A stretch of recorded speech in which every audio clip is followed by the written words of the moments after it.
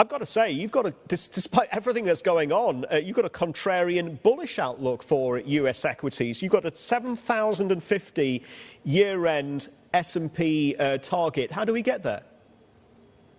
Thanks, Sri. Yeah, even with this, we're unshaken. And I think a lot of that comes from the fact that this decline that we've seen, which I think is an overdue correction fueled by the uncertainty of the administration, really has just, I think, brings the market a little bit more in line.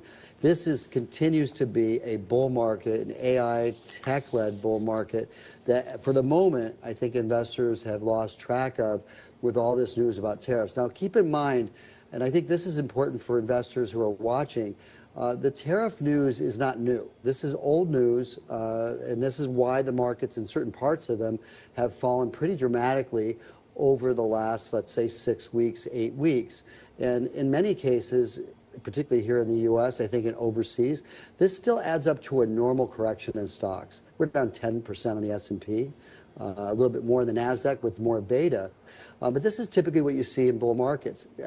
Will tariffs or any of these administration policies knock or derail the bull market? We don't think so. But I do think, and I think Sherry had a really good point, today is a microcosm of what we're going to see going forward. The bull market's going to change its colors a bit, right? There's going to be some companies that are not going to survive the tariff implications. Remember, Trump wrote a book called Art of the Deal. So I think this uncertainty that has caused the decline is now going to turn into certainty because now we know what it is, and that's going to go from this to deal making. So I think this is the worst we're going to see. Interesting, the market, Sri, bouncing off the lows of last week and now starting to gain some strength, but in different stocks. So the bull market's still alive and well. PEs are more compressed. We think the rest of the year is going to be quite good once we get past this.